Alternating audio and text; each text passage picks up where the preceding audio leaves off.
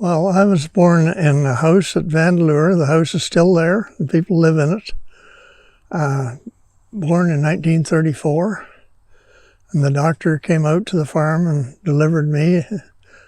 I had an older brother, and I have a younger sister and younger brother. And we were born in a house with no running water, no hydro, no telephone, no, basically just a house. Mother was born at Ripley, which is over near Kincardine, and Dad was born at Vandeleur. My mother was a teacher, and she had to hire a neighbor girl to look after us 4 kids, and then she had to pay board at another couple's place and walk to school to teach. She was away all week, and when Dave was old enough to go to high school, he was only 12, but he was in high school, and he and Mother boarded in Markdale. In the meantime, like this was in the 40s when the war was still on, and Dad was looking for a farm to buy so that we could walk to school. And the lady that they were renting the house from, she said her brother lived right near Flesherton, and the farm beside him was for sale.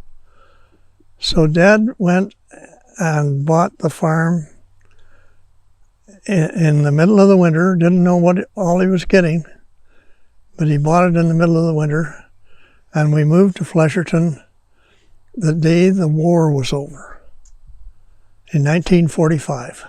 We moved there in 45, and in 47 he bought a barn in Flesherton. I moved it up and put it on the front of the barn that we had at the farm. I worked for him for 10 years before we got married, and I was using his feed to feed the hens, and selling the eggs, and selling roosters, and selling. And so that was the money I got. And with that money, I bought a cow, and she had a heifer, and she became a cow. So after 10 years, we had 10 cows, and I bought a sow, and Dad had lent me $1,000, and I put some money up, and we bought 50 acres up the road. When it come to buying any machinery or anything like that, that was my job, because he had the horse mower and horse rake and horse seed drill and that. And then when that had to be replaced, I got to buy it. And so I was building up my animal herd and building up my machinery inventory, and had a good place and driving my dad's car, which was a big thing. So it was that was how I got started, which you couldn't do nowadays.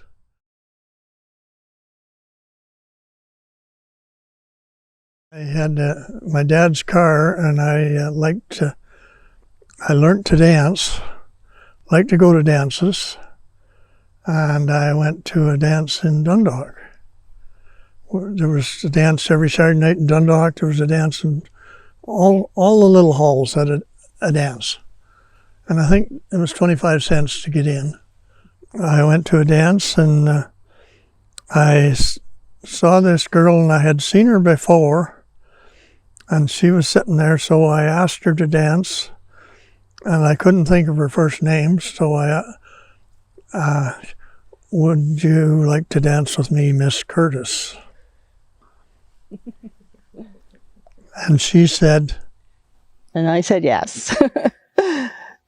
I was raised in Toronto, in Long Branch, a suburb of Toronto.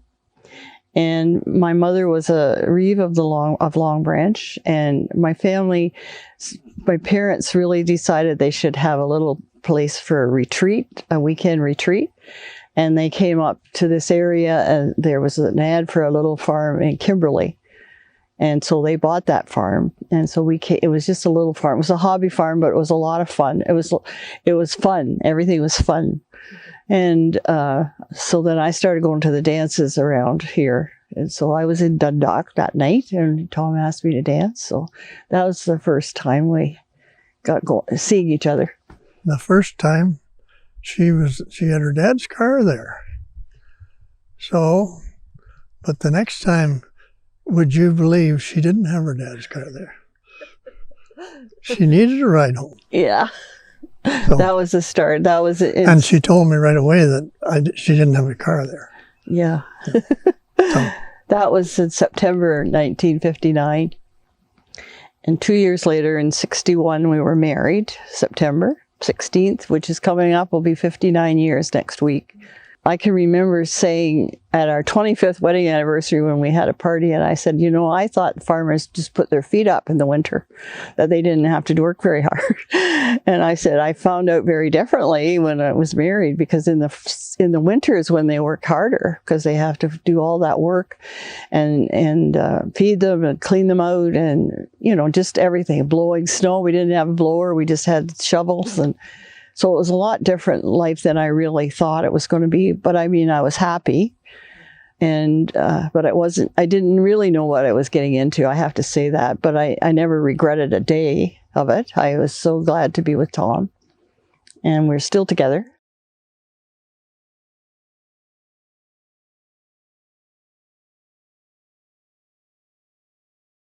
Mother and Dad had built a new house in Flesherton. This was the plan all along, that when I got married, they would move to the house in Flesherton. He took over my little 50-acre farm. Had a little barn on it, but that was it. There was no hydro, and we took over the home farm, which had hydro and didn't have. We had a milk machine by then, and not a lot of stuff, but the hydro was a big thing. In '66, which was 5 years after we were married, we decided that cleaning out the barn with a wheelbarrow wasn't something you want to do the rest of your life. So we put in what they called a stable cleaner, which was a track that run around on a chain with paddles on it, and scraped the manure and took it out and dumped it in a pile, and then come back in empty, and that would clean the barn. Then we had to milk more cows, and that meant that we had to ship milk instead of cream. So we got our cream quota changed into milk quota, and milked 35 cows. When I first started shipping milk, I sold it in cans. Okay. And the can truck come every day. And then they sponsored me to buy a boat tank, that Gailey did, and lent me the money, and took so much off each milk check until it was paid for. We started out with 1 unit, then we got 2 units, and then we got 3 units, then we got the pipeline. That was when our children could milk. When you hook the milker onto the cow, then you hook the air vacuum to one line, and you hook the milk line to a stainless steel line, and the milk went from the cow to that stainless steel line, and there was vacuum on it, so it sucked the milk around, took it around to the milk tank. Now, for quite a few years, we'd had what they called a dumping station. I just thought of that. And it had a small pipe and a vacuum, and you could take that pail of milk and dump it into this, flip the lid up and pour it in there, and it would take it to the tank. I didn't have to carry it there, which would have been, I can't imagine, but people did do that. They carried it all the way to the tank and then dumped it right into the tank. But we didn't have to do that. And I sold that dumping station to Jack Richardson when we put in the pipeline.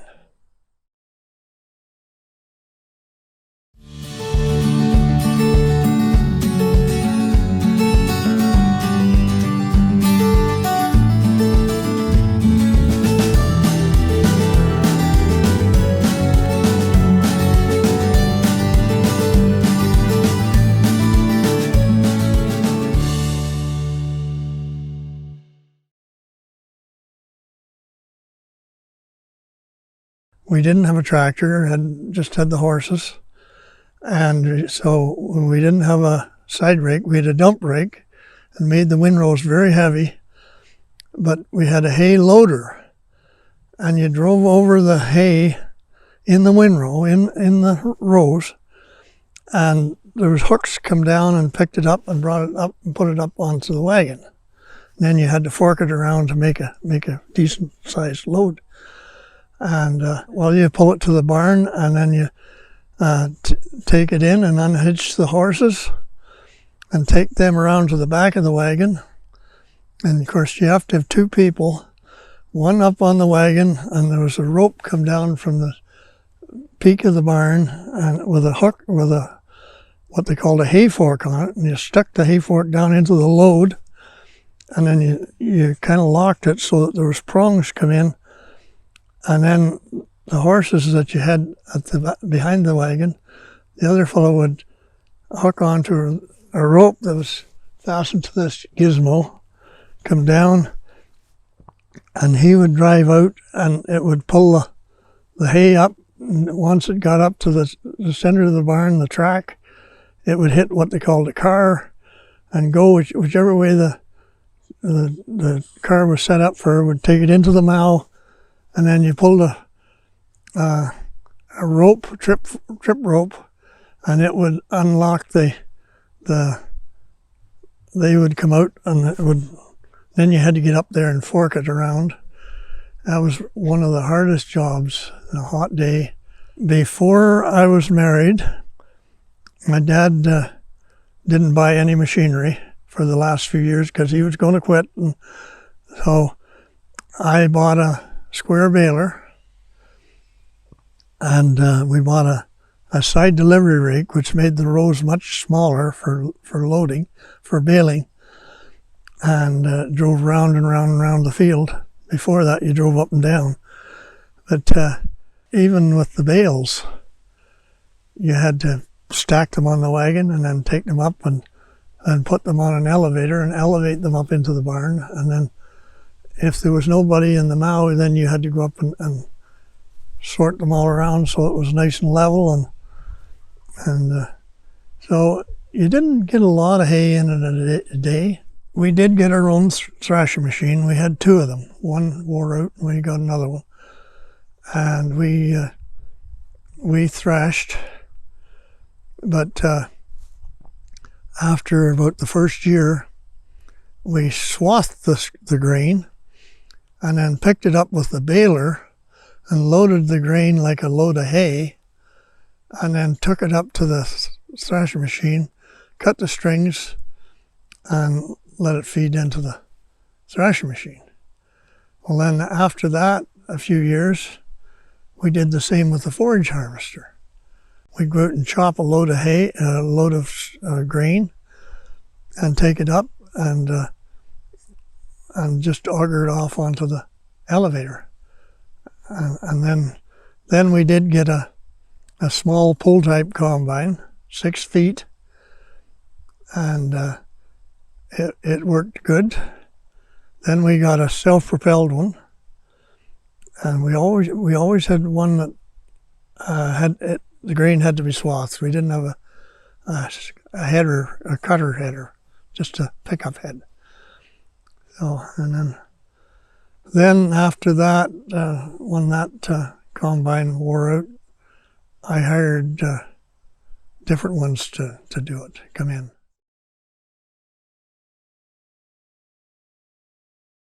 Started milking them in '66. When did we quit? 92. From '66 to '92. I mentioned Gay Lee Foods a while back. Now it's a cooperative owned by dairy farmers, and the farmers had shares in it, and so being a cooperative, they had to have directors, and they had to have delegates, and then they'd senior management, and they'd have 2 meetings a year and an annual meeting, and you had some say. You knew what what was happening, and so I got to be a delegate. Then after a few years, I was nominated to become a director, and there was 9 directors for the cooperative. I was in there a few years, and then I got elected as the chairman. I was chairman for 3 years. It was a total experience.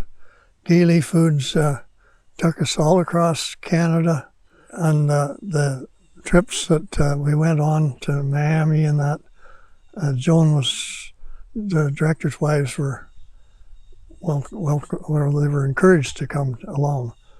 Being on Gailey changed his life because he always worked hard on the farm, and he still worked hard on the farm, but he saw the other side of farming.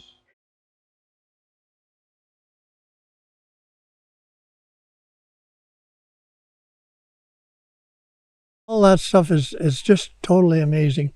The machinery with the big combines and the big balers, and you can, I saw where in a farm magazine a while back where they had a tractor with a haybine on the front of it and a haybine on each side of it, and it could go to beat the band. You didn't want any stones, you didn't want any stumps, you didn't want any. I'm sure there'd be times when it didn't work real good, but they said they could cut 40 acres in an hour. I never could cut more than, with my outfit, more than 10, 12 acres a day, no matter how many hours I worked. And then they can come along and then rig these together and fluff them up and put them in square bales and dump them out the back. And we even saw the other day where this machine had wrapped each bale right on the machine and dumped square bales, dumped them out in the field. Then they had to pick them up. They were wrapped individually.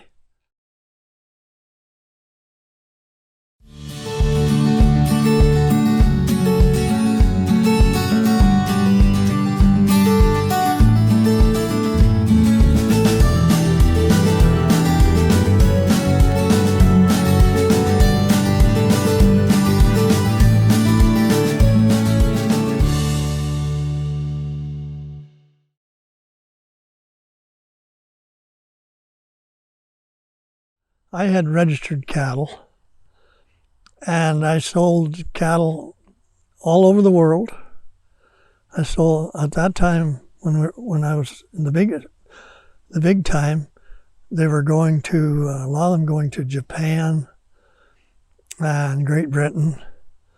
I sold some to Cuba and the States. But I think when and the cows were classified, like there was excellent, very good, good plus, and poor, and so on. When the classifier come in and went through your herd, and you seen how well they had gone that time, he only come every year or so, how well they had done since the last time he was there. But we're just seeing a very special cow have a heifer calf and see what it did. Our kids were part of 4-H, and they took the calves to the fair. And now, mind you, there was a lot better cattle around than some of mine, but now and again they would do really well, and that's really made you feel good too.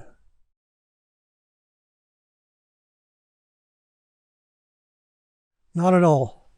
Not at all. We had that summer, it was very wet in the spring. We get a field all ready to sow, and then it would rain and flood it, and then the water go away and you get it ready again. And finally we got it sowed. And then got it sowed, got flooded again, washed out, and the hay was pretty much the same story. And we couldn't hire anybody to help us. We could hire an older man to drive the tractor, but two men one in their 90s and one in their 80s, loading hay, well, you don't get a lot of hay done in a day. It was just, at my age, my dad retired from the farm when he was 63. He wasn't well, but, and I was fortunate. I was well enough, but it was just getting too much. So we started looking for, well, we looked at mobile homes, not mobile, but quality and royal homes. And we looked at, but then we couldn't find a lot and we couldn't do this. But finally, when we did hear about this place being for sale. I wondered if you'd maybe take me on a little mini tour of your garden. Is what we call it. We're early girl, and they're nice big tomatoes, and that's what we always grew.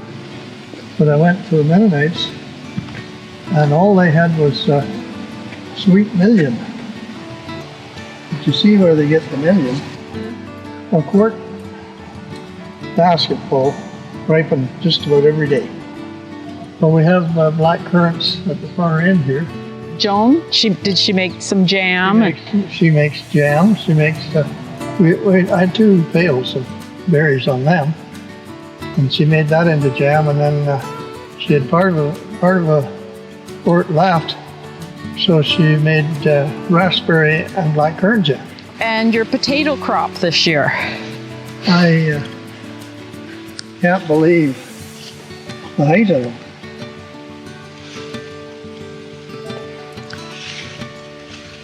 So then you have your corn here.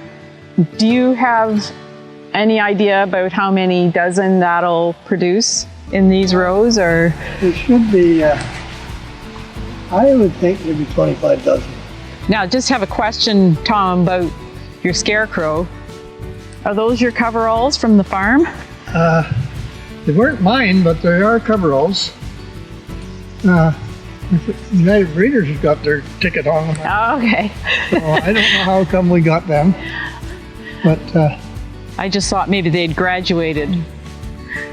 So this is your pumpkin patch here. there's tons of these.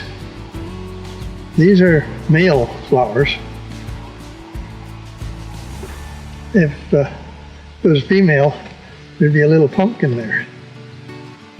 And then when that fell off, it'd be a pumpkin. Right. But these are male. And chefs, well, we sold, 1 year a fella come in and bought, he bought a whole shopping bag full of these to cook up at the Walters Falls Inn. Well, your wagon full of pumpkins was kind of an icon, especially in the fall. They used to come down from Markdale all the time to get pumpkins. Yeah, it was a tradition for a lot of people just to come. Well, and they get the kids up on the wagon, "Hey Mom, look at me," and they'd be taking their picture up on the wagon and all excited. I think there's in our local paper, there was a picture either of my kids or grandkids on your wagon with the pumpkins. So, yeah, it was a tradition. It was. Yeah.